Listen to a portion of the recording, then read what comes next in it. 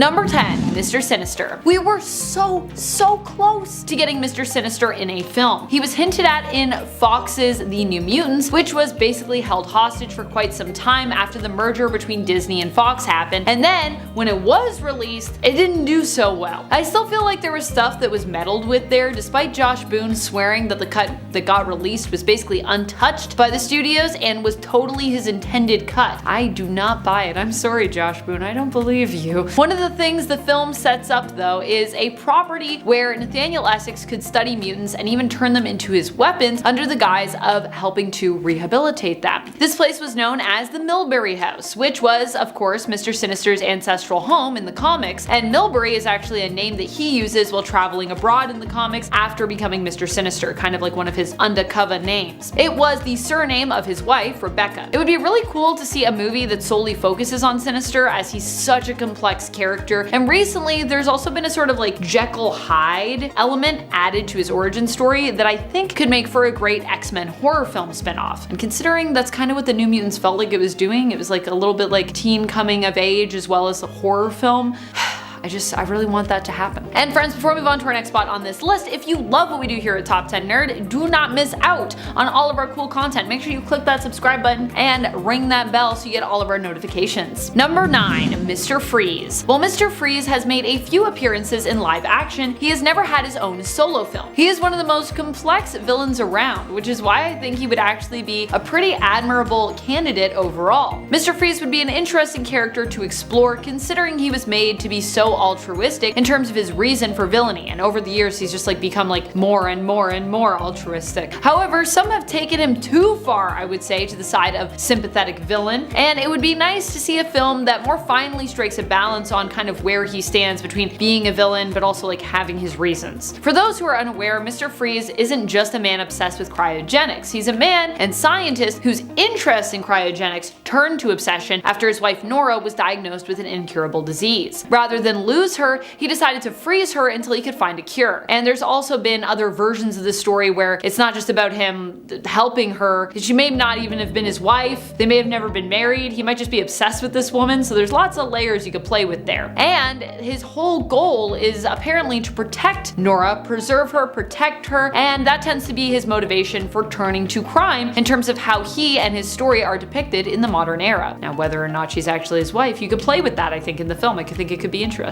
Number 8. Arcade. I was just thinking about Arcade the other day when I was doing a reaction to the new Saw film trailer. It's interesting to me how this idea of playing a game where the stakes are at their most high with lives on the line is kind of a universal concept at this point. We see this idea echoed across various films and projects, a perversion of the concept of a game. Look at Battle Royale, Hunger Games, Squid Game, Saw, fun in games to an extent, Ready or Not, and honestly so many more. Arcade is a villain who embodies this twisted idea. He likes to trap people in his own vicious game, often devising an elaborate maze or landscape of death traps typically known as Murder World. While he's not the most powerful villain out there, he's definitely super interesting, and he represents a concept that people universally seem to be both attracted to and kind of repulsed by, which could make for a very interesting film. Number 7. Forget-Me-Not. I don't think this list would be complete without Forget-Me-Not. This mutant's real name remains unknown, likely because of how his powers work.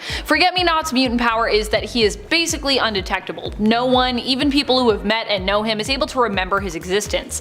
This makes him hard to even notice in a room, and Professor X himself had to actually set a mental alarm clock reminder like every little while in order to keep Forget-Me-Not in his mind. In the end, Forget-Me-Not was literally forgotten by all the mutants, and we haven't really seen or remembered him in a long time.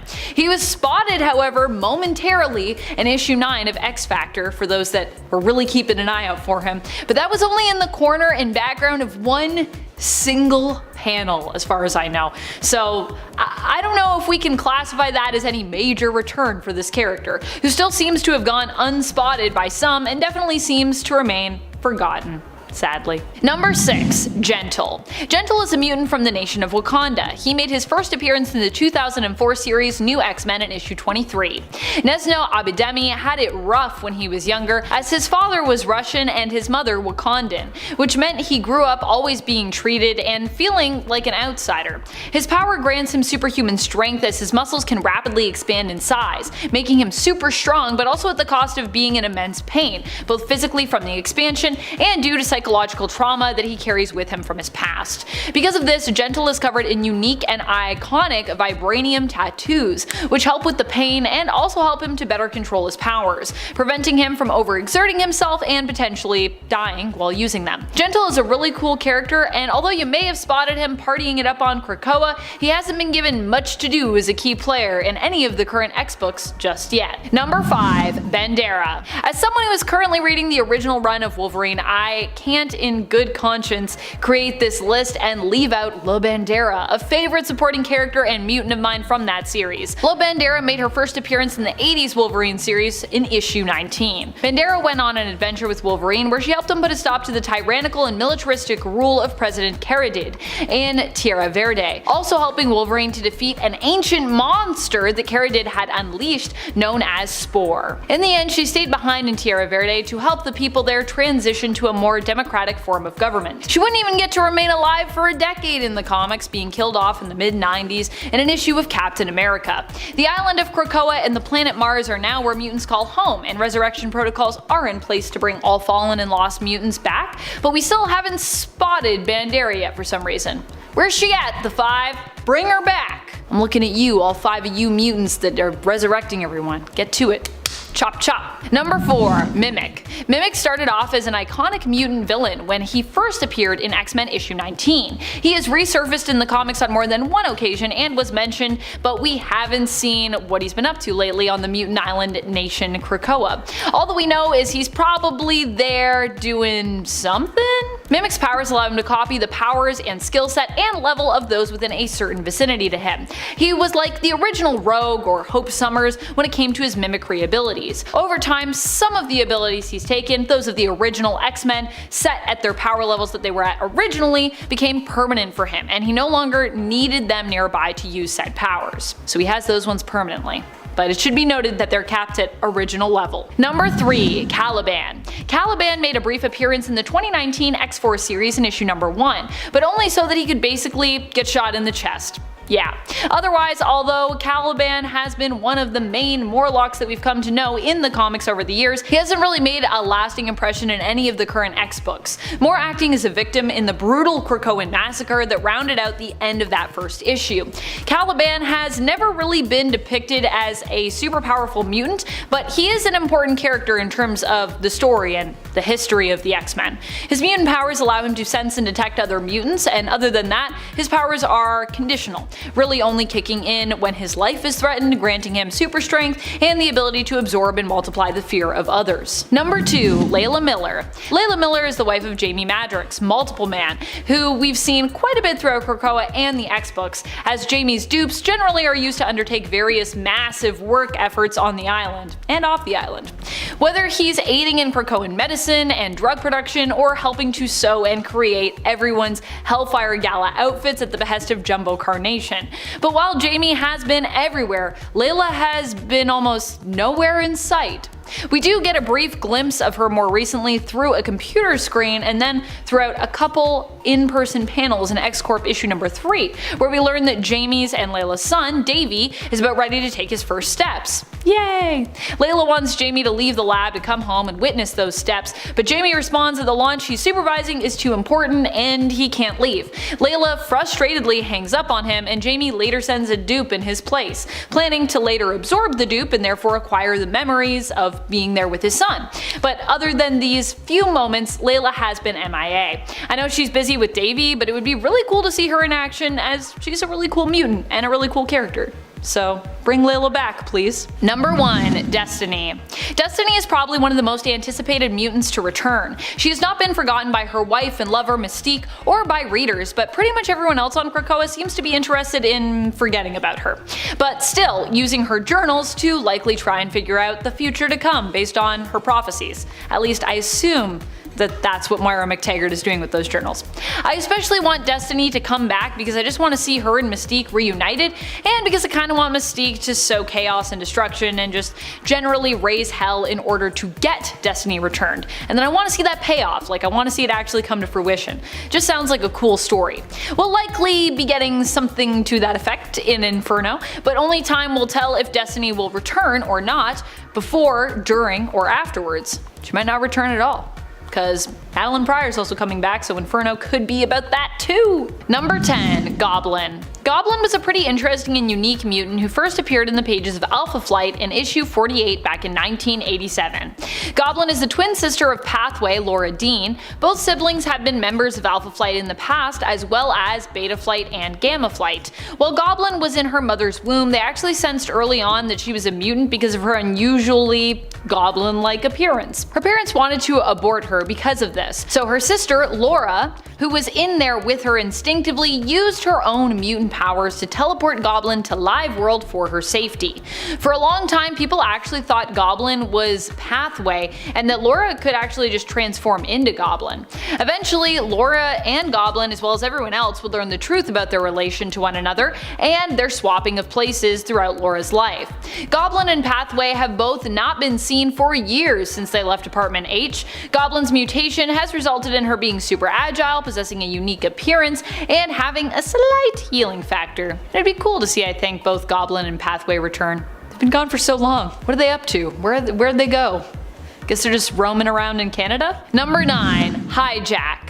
David Bond is a mutant that I personally quite enjoyed having in the comics, but who I don't think we've seen for a few years now, unless I completely missed him popping up on Krakoa somewhere. I don't think he's even been spotted there just yet, like not even in the background that I can recall. Though we have gotten a few technology-based mutants such as Sage, Trinary, and Warlock back as major characters, Hijack still remains somewhat forgotten to the sands of time. Where did he go? David Bond is a technopath who is able to command and control all kinds of vehicles, more often cars, but we've also seen him take control of the SHIELD helicarrier and Sentinels before, besides. One of the helicarriers anyways. Number 8. Copycat. Copycat is someone whose real name you might recognize thanks to the Deadpool films. Vanessa Carlyle is her name, and while we got a version of her in the films who is Deadpool's love interest, which also happens in the comics, the cinematic version of Vanessa is pretty different from her comic book counterpart, who I might add also has now been perma-dead for years. Copycat in the comics is a mutant who has powers similar to Mystique's, except her powers can't be used as creatively as Mystique has used hers in the past. Remember when Mystique turned into paper? That's what I'm talking about. Copycat's powers allow her to impersonate and shapeshift into other humanoid beings, even copying their powers if they have any. At least we've seen that happen before. Her powers also make her impersonations so good that even those closest to the person would be fooled by them. In theory. With mutants able to return, it would be interesting to see how Deadpool and Copycat might interact in the future if she was to be resurrected. And she's a mutant, so could happen. At number 7 is Carla Unger. Only turning into Carnage for a short period of time, Carla Unger is one of the less discussed symbiote hosts. Working in Morse Laboratories, she was running tests on a Carnage symbiote sample that was donated by Spider-Man to learn more about its origins and nature. And as we already know, symbiotes often respond very actively to hatred or resentment, so when Carla receives a call from her abusive husband, the tissue sample jumps up and enters her body through her left eye, because she gets all enraged. When she arrives home, she is taken over by Carnage entirely and kills the abusive husband Will. Then this version of Carnage goes off and attacks Morse Labs before abandoning Carla at a gasoline station outside of the city. And then when Carnage quickly finds another host, it turns right back around and kills Carla. Perhaps this is one of the lesser known hosts because she is killed pretty quickly after being introduced, but she was cool enough while she lasted. At number 6, we have Groot. As much as people may know this happened, nobody really considers Groot as part of the list of symbiote hosts.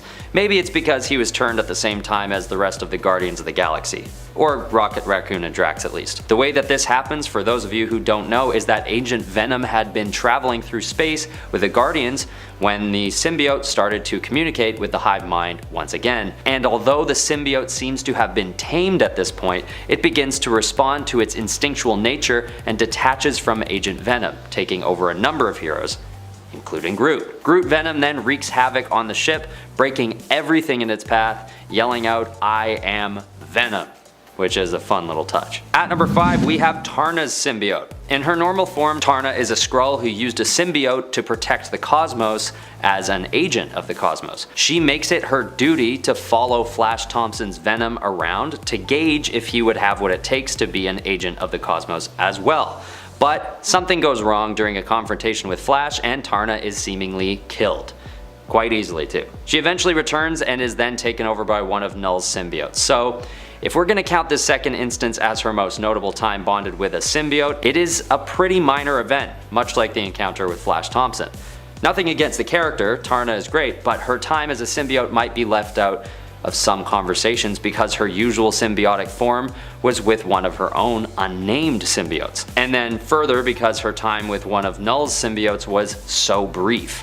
But there's no doubt that she's considered a symbiote host regardless. At number 4 is Dr. Octopus. During the events of Superior Spider-Man, Dr. Octopus becomes infected by Venom after a confrontation with Flash Thompson. This iteration of Venom is so cool and actually quite powerful, having contended and arguably beaten Superior Spider-Man in their most notable encounter of the storyline.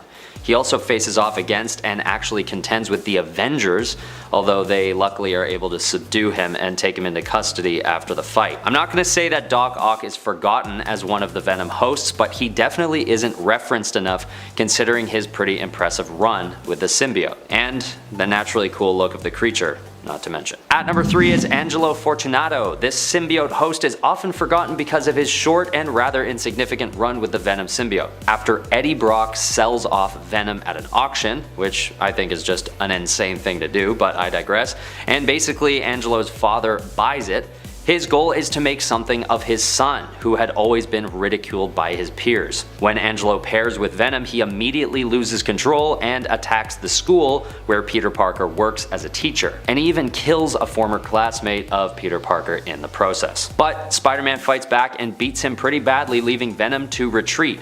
But as they're leaping off the side of the building, Venom actually abandons Angelo right there and then, deeming him too cowardly to be able to take on the Venom symbiote. This actually causes a lot of guilt for Eddie Brock, understandably. Despite this story being pretty action-packed, it's also short-lived and Angelo is often forgotten as a result. It could also be due to the fact that he was a bit overshadowed by Eddie and ultimately Venom's next host after him. At number 2 is Wolverine. Wolverine is often forgotten as a host of Venom because the symbiote doesn't stay with him for long, quickly switching over to Patricia Robertson immediately after. But Wolverine's quick stint with Venom in Canada was actually the second time he'd been bonded with a symbiote. The other time was during the Vietnam War when Wolverine was working alongside Nick Fury to track down a group of infected soldiers.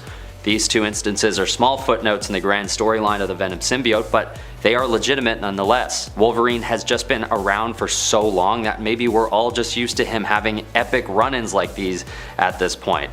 But for a time, there's a wild combo here that gives us a pretty powerful version of Venom with adamantium claws and possibly some augmented healing powers to boot. And at number 1 is Paviter Prabhakar. Sorry if I butchered that pronunciation. Living on Earth 50-101, this version of Peter Parker is established in India and has a whole storyline similar to Earth 616. But in the case of Paviter, Venom comes to him as a result of a curse from an ancient amulet that attempts to take him over in the same way that Venom might. He's partly consumed by an ancient guardian that changes him into what looks like a Venom with big tusk-like fangs.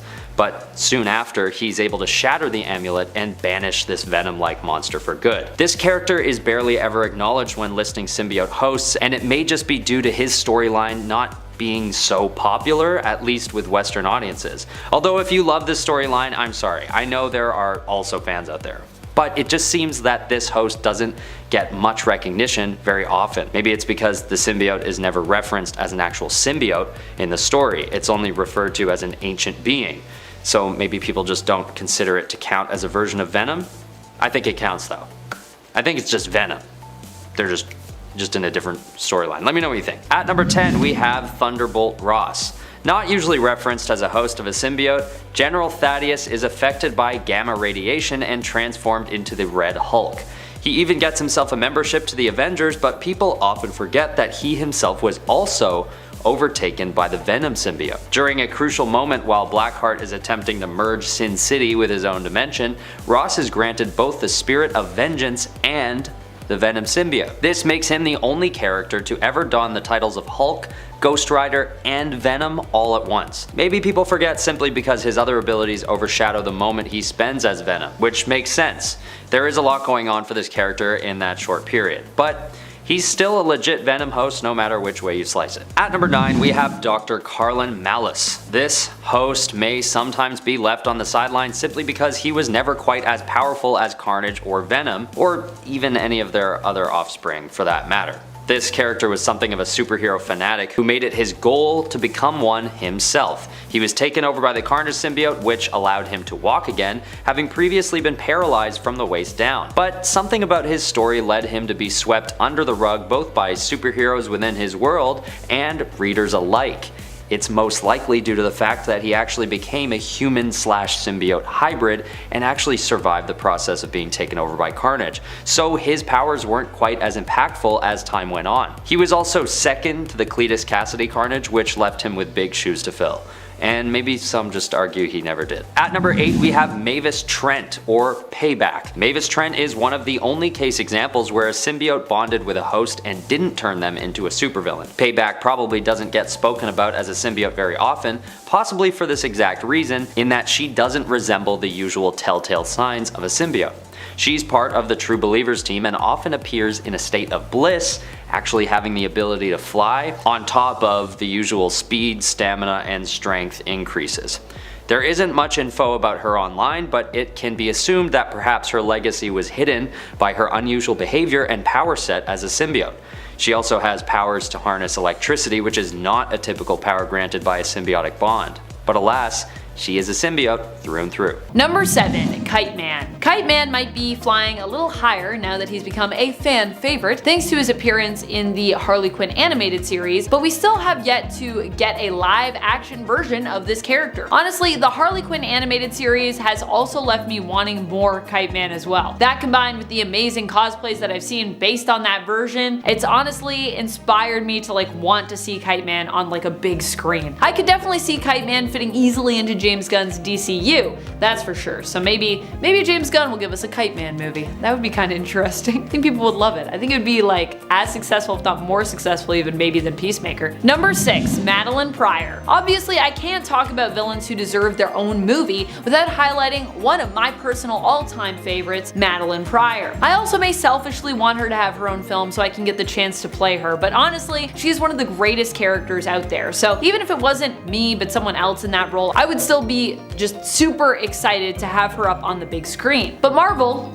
if you're watching, I have the skills and I would be happy to step into the Queen of Goblin's shoes if you would have me. Why does Madelyne Prior deserve her own film? Because she is one of the most complex villains out there. While she is a clone of Jean Grey, Madelyne shies away from letting this define her or her character. And I'd even say there are layers baked into her character in actually relation to Jean and her relationship with her. She resents Jean, but she also admires her, putting her up on a pedestal. She also despises her, but at the same time, Maddie would not exist without her. Like I said, she may be Jean's clone, but that doesn't simplify anything for her character. It actually makes her more complex. Number 5, Poison Ivy. Poison Ivy has always been considered a classic character, and yet we haven't had a live action adaptation of her on the big screen for some time. We've seen her pop in here and there in TV shows, but I'm still waiting for the next big project where she can really soak up the limelight. Ideally, a very lime green limelight. I feel like a solo Poison Ivy film could be a great way to introduce Pam to an even larger audience in 2023 or beyond, and what better time for an eco-terror villain, honestly, or an eco-horror film, perhaps, than right now.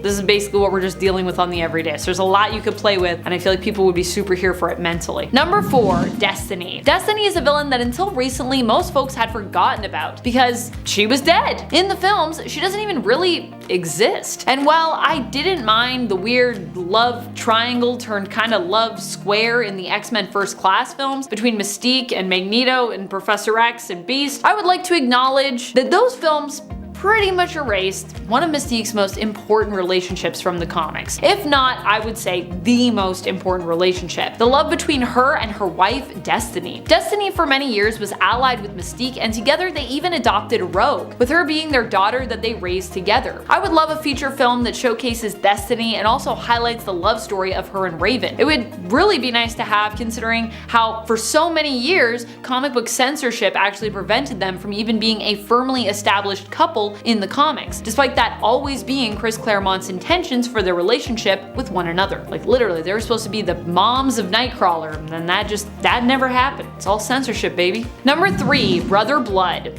Brother Blood has recently had a comeback in the comics with his reappearance in the current Titan series. He's posing as a reformed villain currently, but I for one, I'm skeptical about that. Honestly, he's just too good of a villain for him to be reformed in my eyes, and I'm hoping we get to see just how bad he truly ends up being, fingers crossed. Brother Blood is widely underappreciated, and even the recent live-action version of his character in Titans didn't really stand by himself, with him having direct ties to Trigon, who is his father in the show, instead of just worshipping Trigon. Like, I know he's always been somewhat connected to him, but he wasn't his son before. At least not any version of him that I've known in the comics. I personally feel Brother Blood stands on his own and prefer his own more bloodied past in the comics. I would love to see this version of his story brought to life in a standalone film. Honestly, it'd probably be pretty terrifying. Like, Brother Blood is scary, and he just doesn't get enough hype. Like, he's awesome in a scary way. Number 2, Doctor Doom. I mean, Doctor Doom isn't really so much forgotten by many of us. He is admittedly beloved by so many fans, but when it comes to the MCU, it does feel like he's been forgotten. He's one of the greatest, most complex villains around, and yet we haven't seen a live-action adaptation of him in years. So I'd argue when it comes to the films, at least, he has been forgotten. I would love to see a version of this character as a lead in his own film. Honestly, I don't even think you would actually even need to start with his origin. Doom has such a rich history as a character, there are many points you could feasibly begin his story from and focus on. I'd even say you don't necessarily need to have the Fantastic Four in his film. Now, while the FF did help to shape him, in the modern era, he's very much a villain who stands on his own and who could easily be matched up to fight against any hero. And also you could play with the fact of like him being a villain, but there also being some heroic elements, I would say, to who Doom is at times. Number 1, Clayface. Clayface is one of those villains who I don't think honestly just gets featured enough, and definitely has not been featured enough on the big screen. That is for sure. The interesting thing about Clayface, at least in regards to the main version of the character I'm most familiar with, Basil Karlo, is that he can transform into pretty much anyone he wants, which makes him an exceedingly interesting character in terms of how he could be depicted on the big screen. You could either have a series of different actors playing him as sort of a collective, or one actor who just gets to basically become the master of disguise, which honestly would probably be super fun. Either way, I think he's very intriguing in terms of his abilities. He is also surprisingly complex, having been redeemed a few times over the years, and even becoming, for a time, a member of the Bat family. Kicking off the list at number 10, we have the 1000,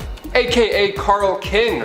The 1000 made a brief but memorable appearance in the comics, beginning with Spider-Man Tangled Web number 1, back in 2001. Carl's origin story is quite compelling, as he actually witnessed Peter Parker obtain his powers by being bitten by the radioactive spider. He's clearly upset and a tad jealous. The opening of the issue has him just staring out of a cafe window, just stewing in the fact that it should have been him instead of Peter Parker to get those powers, which, you know what, I understand, man. I say that every single time I watch a Marvel movie. So, making a terrifying entrance, he reveals himself as the 1000. So instead of getting the same powers as Peter, he actually turned into 1,000 spiders.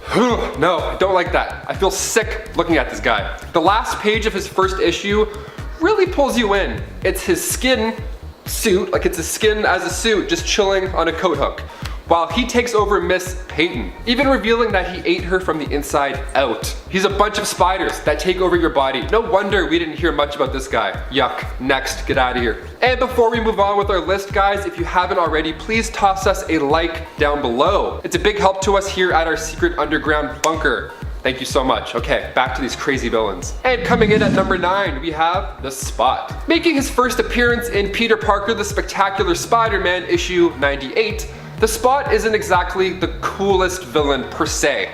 I mean, he doesn't throw pumpkin bombs, he's not made of 1,000 spiders, but when Jonathan Owen was exposed to the spotted dimension during an experiment, his skin became white with black spots, and those spots acting as warps in space.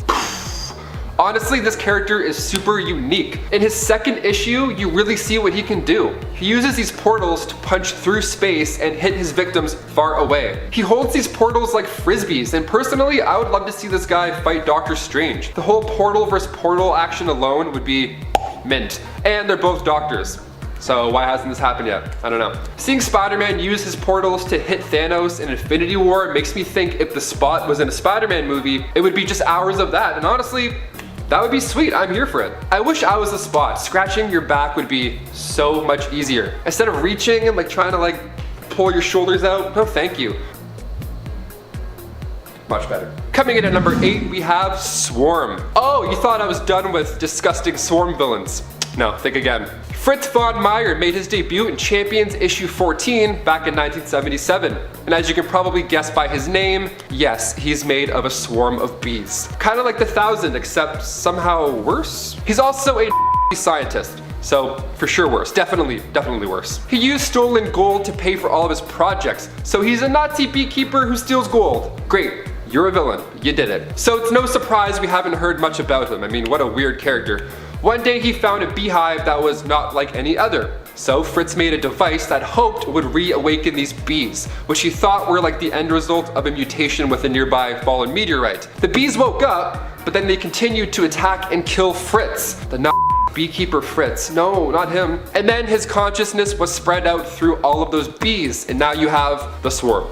Literally the bee's knees. I don't care how tough you think you are, there's no chance you're going toe to toe with bees. There's no fight. If I was swinging around the city and a swarm of bees was robbing a bank, I didn't see that. I'm just gonna keep heading to Aunt May's. No worries. Headphones are going back in. Good luck. RIP. Good game. Number 7, Jill Trent, also known as the Science Sleuth. Jill Trent was a hero based out of the US. She took on criminals and solved mysteries with detective and inventing skills, and the power of science. Science is pretty cool. She also had her friend Daisy to accompany her. Her and Daisy even shared a bed, which makes a lot of people speculate that she could have been one of the first queer heroes to have ever appeared in comics. Jill Trent made her debut in The Fighting Yank Volume 6 in 1943, originally published by Neater Publishing, who has since then ceased operations. I think Jill would be a rad hero to bring back. I would love to see a female, possibly queer scientist take down some criminals. Who wouldn't? Number 6, Forget-Me-Not. Although this X-Men was recently introduced, making his debut in the comics in 2014, you may have already forgotten him. Though, like with the Sentry, that might not be your fault. Forget-Me-Not's abilities is imperceptibility. That is to say, it is almost impossible to remember him, and he is also hard to target. As your mind struggles hard to remember him, that can also leave him sometimes undetectable. His powers are so strong, they even mess with those who also possess telepathic gifts, including Charles Xavier, who basically had to set an hourly psychic alarm to remind himself of Forget-Me-Not's existence, so he wouldn't forget. Now,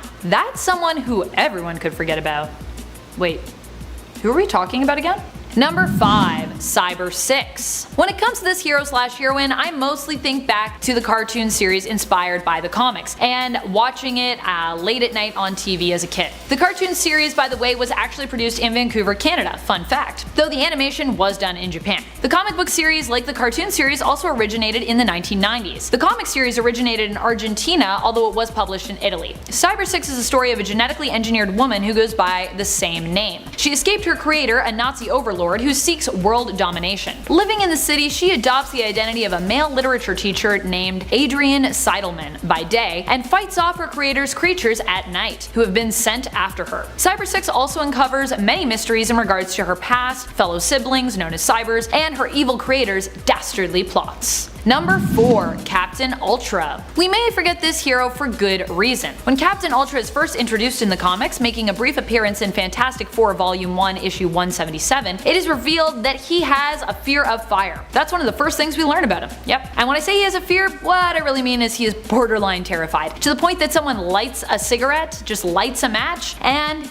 he faints. Griffin Goggle, yep, that is Captain Ultra's real life name, is what I like to call a background hero. From his brief stint with the Defenders to the tiniest of appearances in the Civil War II event, Griffin is a hero who never really comes to the forefront in the comics, which is why he is probably one who often remains, forgotten. He's also a bit of a knob. When flirting with Hellcat, he gets overly competitive and aggressive with Nova and Jack of Hearts, who he deems as threats to their love. And keep in mind, he's just met her at this point. Later, when Hellcat asks the heroes to stop fighting over her, Captain Ultra instead gets aggressive with her and accuses her of playing the field. Oh boy.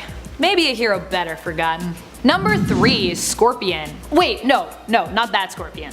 The other Scorpion. I'm talking about Carmella Black. If you are not familiar with Carmella Black, no worries at all. I'm going to give you some facts that will probably cause you to want to track her down, as she is not someone who is often explored in the comics, which is unfortunate because she's pretty awesome. She was genetically created by AIM, but didn't know about this until later, as she was raised by adoptive parents who were also secretly AIM agents. Surprise. Her powers surfaced on her prom night, causing what she calls her stinger arm to accidentally shoot her boyfriend and kill him. As if prom night isn't usually awkward enough, jeez. Her abilities allow her full immunity to most toxins. In fact, she has the ability to absorb toxins and convert them into her own biological weapon, which she can then use to prick her enemies with via her stinger arm. While often being involved in heroic tasks, she has been involved in both good and bad organizations, having worked for both S.H.I.E.L.D. and Hydra. Woo! And fun fact, she even beat Matt Gargan in a fight after he came after her for using his old name. He had the Venom symbiote with him at the time, and her body was able to absorb some of it and create a Neo symbiote, which she used to send Gargan running before the Neo symbiote died, as a result of her body being too toxic for it.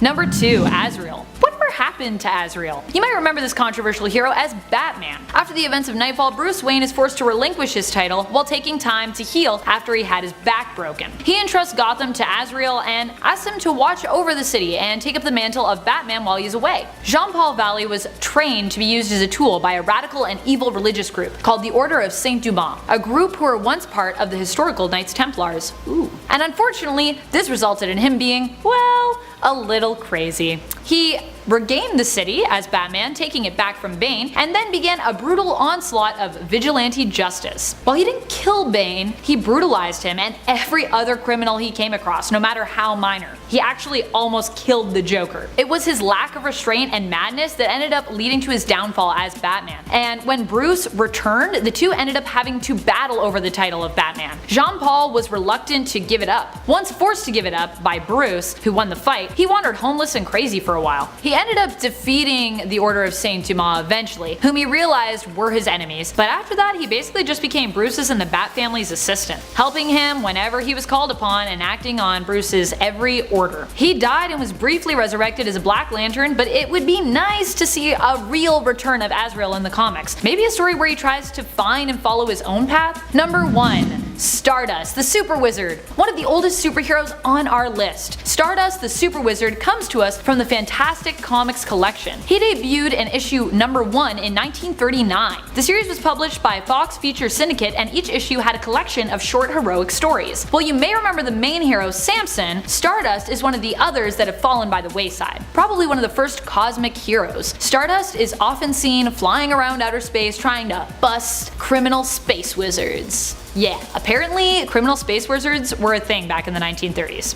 His comics are a combo of sci-fi and superheroics, as he fights criminals with his astounding number of different rays. He's a wizard with a ray for every different occasion. Boomerang ray, transporting ray, reducing ray, all the rays. And beams sometimes too. Sometimes he uses beams. If you weren't aware of the Fantastic Comics collections, you should check them out. There is even a sort of female superhero snuck in one of the issues. I say sort of because she wasn't really given a title, but her name is Alice, and she is both the romantic partner and adventure partner of Richard, the Golden Knight, who is also featured in the series. Guess she's kind of more like a sidekick. Number 10. Sentry. Okay.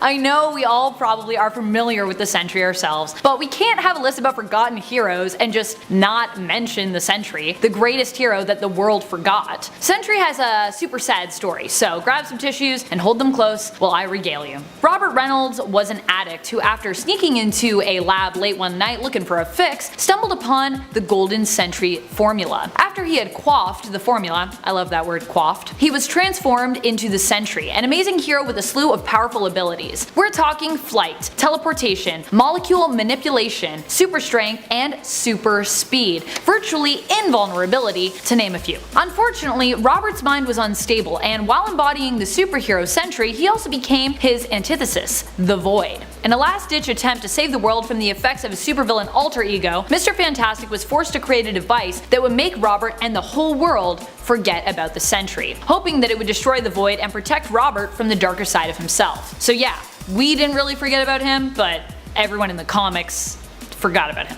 So yeah. Number 9. Green Llama. Introduced in the 1940s, the Green Llama was a hero who embodied the ideals of Buddhism. Oddly enough, sort of like a Buddhist Batman, though his look echoes that of Green Arrow, or even perhaps Green Lantern. In other words, it involves a lot of green, and even a cute little cape. Though interestingly enough, the Green Llama is not a DC hero and not a Marvel one either. He comes to us from Moonstone Books Publishing and was introduced in their Double Detective series, volume number 5. Something unique that he brings is a more Eastern inspired outlook, which would be even more interesting if he were a genuine character from Tibet perhaps. Instead, he is a student of Buddhism who studied in Tibet but is from New York. He returned to New York to share his Buddhist beliefs and provide spiritual guidance, but he ultimately decided that the mystical Buddhist powers he had acquired were even more useful fighting crime. When I said he was similar to Batman, I was responding to his crime fighting beliefs, and that he does not use a gun, believing they would make him just as bad as those who he seeks to defeat, and the fact that he's also super rich. Number 8. Phantom Rider, also known as Knight Rider. No, I'm not talking about that Knight Rider, the classic TV show starring David Hasselhoff, and his high-tech car Kit. Though Michael Knight is a hero too, I suppose. I am talking about Marvel's Knight Rider, aka Phantom Rider, aka Ghost Rider? That's right, this Ghost Rider actually predates Johnny Blaze. Carter Slade, the horse-riding boxing champion of the Wild West, who is the Phantom Rider, would have been known as Ghost Rider as well had they not introduced Johnny after Slade's death in the comics in 1972. Carter Slade was a man who was near death when he was taken in and revived by Native Americans who realized that he was a man destined to fight injustice. They healed him, gave him some magic powder, snazzy white cape, and a white horse. He went on to round up criminals, but met his end sacrificing his life for his brothers, crushed by rubble. His brother Lincoln Slade would eventually adopt his mantle, Phantom Rider. Both have returned in spirit form, but have never been fully resurrected. Number 7. Zatanna. A lot of people sleep on Zatanna, and that is a mistake. Zatanna is part of the Homo Magi race, giving her a genetic talent for magic that makes her one of the greatest magic users in the DC universe. Zatanna was born with magic, but she's not limited by that. With the addition of learned magics, Zatanna can cast a whole multitude of spells that allow her to do things like travel dimensions, summon objects and beings, perform telekinesis and advanced telepathy, redirect and return attacks, mess with the weather or even time of day, manipulate her own size, transform into basically anything, become intangible, and manipulate magical versions of the elements. But that's all the basic stuff. She can cast spells that can manipulate reality, alter the molecular structure of objects, and move forward, backwards, and freeze time itself. And that's not even getting into what she can do with black magic. She has the potential to make child's play out of most of the people in the Justice League despite that fact. But Zatanna's backstory of becoming a successful stage illusionist before discovering her true magical powers and her half Homo Magi parentage while investigating the disappearance of her father? You can't tell me that wouldn't make for a great movie. Number 6. Martian Manhunter. John Johns, or John Jones on Earth, is another character that people really sleep on. But this guy is insane with his level of ability. John is the last of his race of Martians, and he is extremely powerful and should never be slept on. He speaks with the resolve and intelligence of someone who's been around for a very hot minute, and that's because he has been. According to DC Comics, he is in the ballpark of around or over 220 million years old. John arrived on Earth after he was pulled here through space and time by a teleportation beam during an experiment conducted by a Dr. Saul Erdel, who passed away from the shock of actually finding a Martian shortly afterwards, which actually kind of makes sense. But way before that, John's race, the Martians, were practically wiped out a long time ago, leaving him completely alone and isolated. But now, pulled forward in time and finally on Earth with no one to tell him what the heck was going on, he eventually used his shapeshifting abilities to become a detective, operating in Middletown, America. He mainly operated from the safety of his human persona before he eventually exposed himself to the world and became a founding member of the Justice League, and also one of its most powerful members, being even stronger and more capable than Superman with an even more impressive list of abilities. And that makes him a good candidate for a movie, just saying. Number 5, Mr. Miracle. This one would be a bit of a different movie, and I think it would work well as a duo with the character of Orion. Basically, Scott Free, aka Mr. Miracle, is the son of DC's Highfather, who is essentially the opposite to the villain Darkseid. As part of a truce with Darkseid, Scott was traded with Darkseid's son, Orion. While Orion got to live a pretty good life with Highfather and become a hero, Scott was treated incredibly badly living on Apokolips as basically a prisoner of Darkseid. But despite the hellish conditions on Apokolips, Scott was able to retain his inherent goodness, and using his skill as a master escape artist, and despite the fact that he is a pacifist, he escaped from Darkseid's clutches. Telling that story in a movie format would be awesome, and then it could lead into more stories with the rest of DC's roster of cinematic heroes. I personally think his story is incredibly interesting and unique. Number 4, Darkhawk. Christopher Powell was the son of a cop and a district attorney, and when he witnessed his father taking a bribe from a mob boss, he happened to stumble upon an amulet that gave him the ability to transfer his consciousness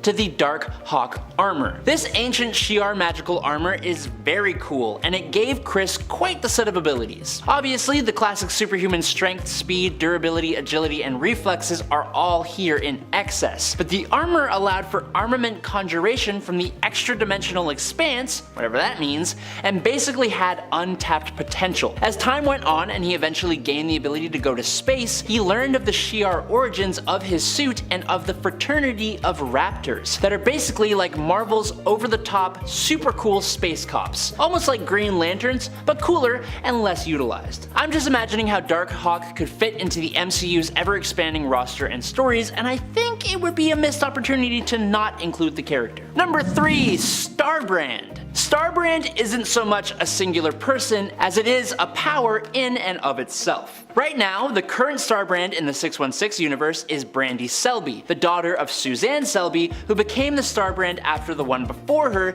Kevi Connor, passed away. The Avengers stepped in and had to help Suzanne deliver little Brandy, an act that caused Suzanne to pass away, sadly, and attach the Starbrand to Brandy. Since Brandy's birth, she's used the Starbrand to fly and survive without oxygen and in the vacuum of space, and she can use extremely powerful energy blasts that can take down multiple people at once. But the Starbrand itself is an incredible source of power, proven by other people who have wielded it. The bearer of Earth 723's Starbrand used the power to create music that can influence human behavior, to the extent that he has unified the people of his world as a single hive mind. Earth 541 is the home of a Starbrand bearer who has conquered his world and installed himself as the head of a benevolent monarchical dictatorship, but like a good one that actually somehow works despite the lack of freedom. The Starbrand power takes on many different forms, but doesn't seem to be bound by physics, and supplies the bearer infinite power limited only by their imagination. While that kind of power sort of breaks a lot of things in the MCU, the amount of Starbrand bearers going back millions of years gives a plethora of character stories to pick from, and I mean, let's be honest,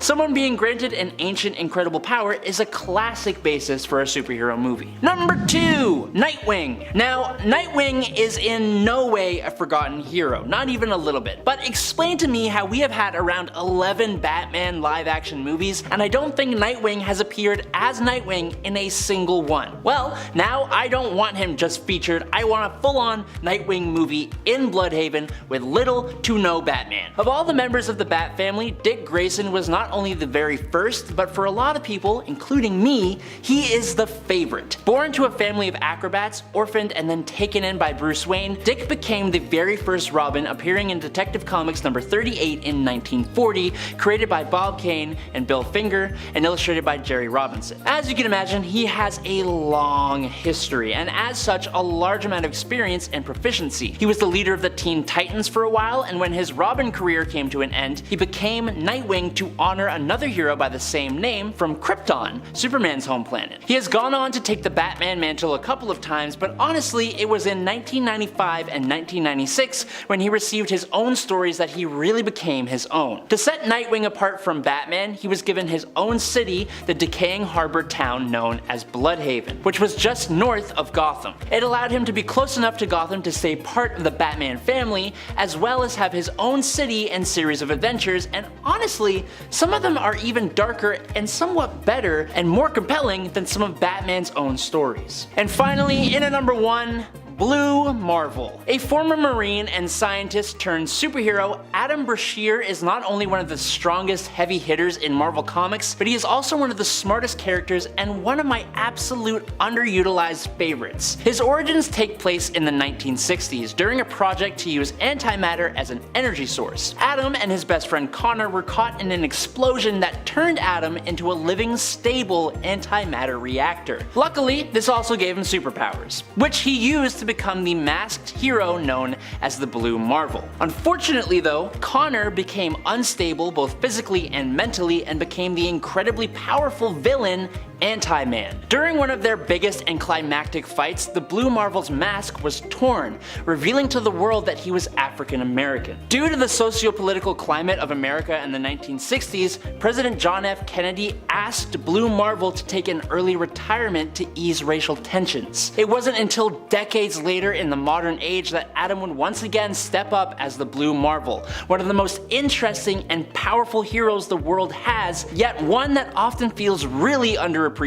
A movie for this character would give him the fame that he rightly deserves. Kicking off the list at number 10 today is Dead Man. Boston Brand was the only son of Gary and Barbara Brand, and his parents were very much not great. When his parents didn't fight each other, they took out their anger on Boston. Because of that, when he was 16 years old, he lashed out against his parents and ran away from home. As you do when you are a fictional character who runs away from home, Boston joined the circus and eventually became an elite gymnast and trapeze performer. While that was great for him, he could not leave his past behind and frequently sought out some form of peace in the bottle and would often become physical with people. Everything for Boston changed though when during one show an assassin from the League of Assassins named Hook took his life during his trapeze performance. When he passed away, Boston was placed in between life and death by the Hindu goddess of balance, Ramakrishna. She told him that he needed to atone for his past transgressions and egocentrism. As punishment, he was to return to the world as a ghost, invisible to most of the world, and he was to better the lives of others using his ghostly abilities, namely the ability to possess others. Now I don't know about you, but I could see that being easily adapted into a pretty compelling movie. If you've ever seen the Ricky Gervais movie Ghost Town, just take that and superfy it. Number 9. Hellcat. During her formative years, Patsy Walker's fame-obsessed mother, Dorothy, would use her daughter as a way to make a buck, usually while also living vicariously through her daughter, and constantly disapproving of her tomboy nature. Dorothy would pressure her daughter into modeling, and when that didn't work out, due to Patsy's own lack of interest and commitment, Dorothy started a comic book containing fictionalized romantic adventures of her daughter as a teenager, which is super weird. Despite being super creepy, this did give Patsy Walker some notoriety in the Marvel Universe before she finally joined up with the heroes she idolized, the Avengers. And that story itself is kind of funny.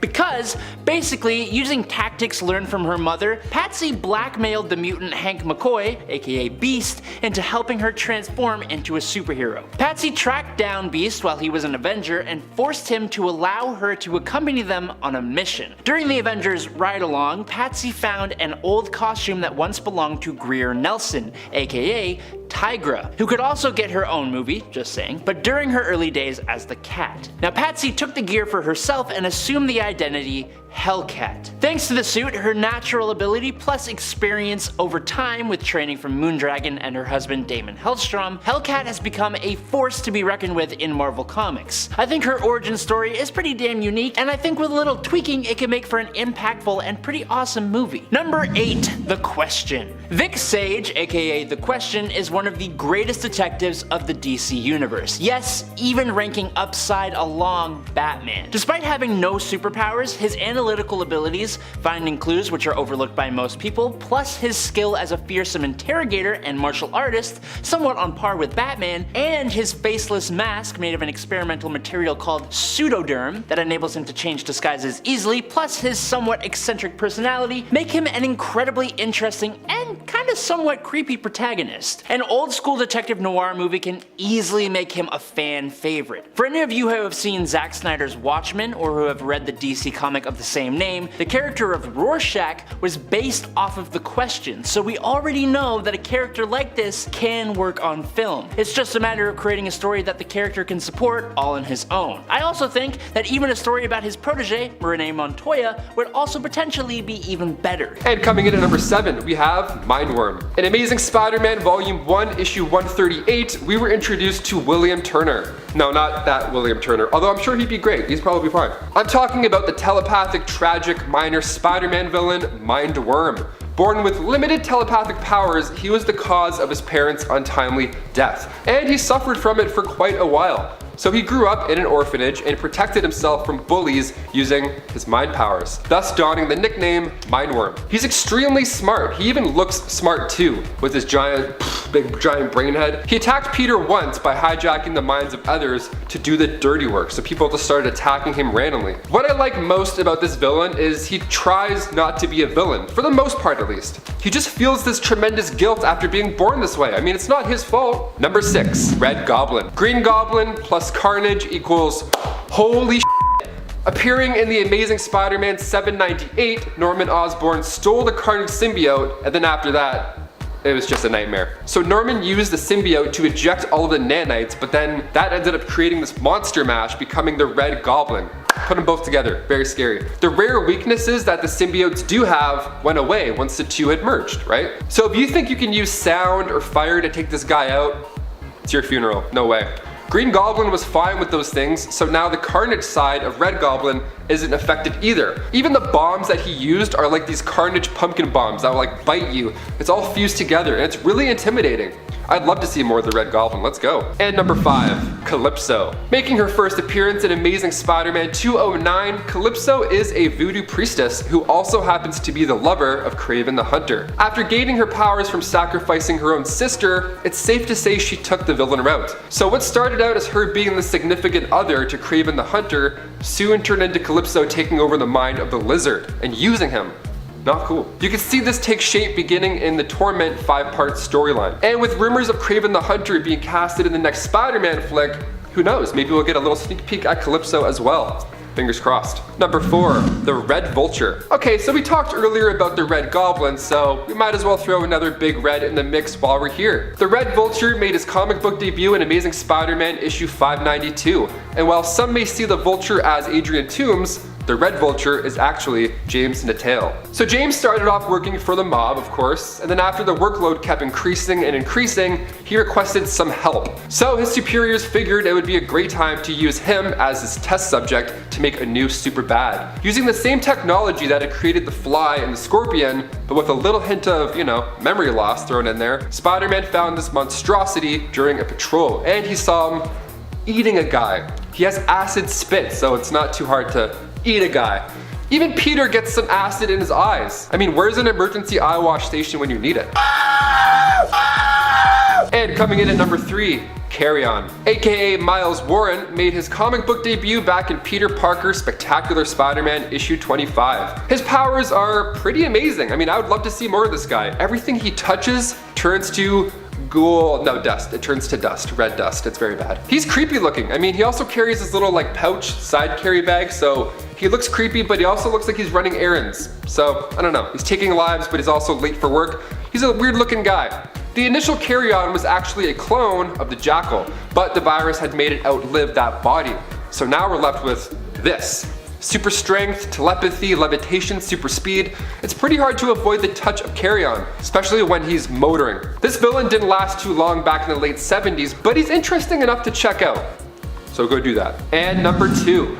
Morbius. We have to include Michael Morbius, the living vampire. I mean, after all, Jared Leto is set to take on the bloodthirsty mantle with a sneaky little peek at Michael Keaton's Vulture at the end of the Morbius trailer that we got earlier this awful year. A lot of people are wondering who this guy is now. Making his debut in Amazing Spider-Man 101, Michael Morbius was, of course, a scientist, and actually a Nobel Prize-winning biochemist. Having a debilitating blood disease plus experimenting with bats to find a solution, you already know what's about to go down. The best part of his origin story is that when he meets Spider-Man for the first time, this just happens to be the time where Spider-Man is donning the 4 extra arms, and it's pretty entertaining. So Morbius, in his thirst for blood, is like, oh, that dude's got 6 arms, that's like a lot of blood. Oh boy, that would be pretty yummy. So Morbius attacks and does a pretty decent job. In comes Curtis Connors to help out. Or rather, you know, turn into the lizard and make Spider-Man's day go from bad to worse. I'm pretty pumped to see Jared Leto take flight with Morbius. I mean, I'm also pretty sure Jared Leto's already a vampire to begin with, so I'm sure his method acting will really come in handy. And closing off the list, coming in at number 1, we have Tombstone, a notable villain in the Spider-Man PS4 storyline, and making his debut in the late 80s in Web of Spider-Man 36. Tombstone, aka Lonnie Lincoln, grew up bullied due to his physicality. He was born albino and much taller and stronger than others, so naturally he himself also became a bully too. See how it works? Don't bully people. There's an idea. Down the road, he embraced it and became one of the biggest, baddest hitmen out there, taking out the trash for Kingpin himself. Weighing in at almost 500 pounds and towering at the height of 6'7", Lonnie is strong enough to lift 6 tons. So if you're a fan of the Spider-Man game, you'll agree he's one of the hardest villains in that entire storyline, and for good reason. You got some stones, Rick. Let's see if they break.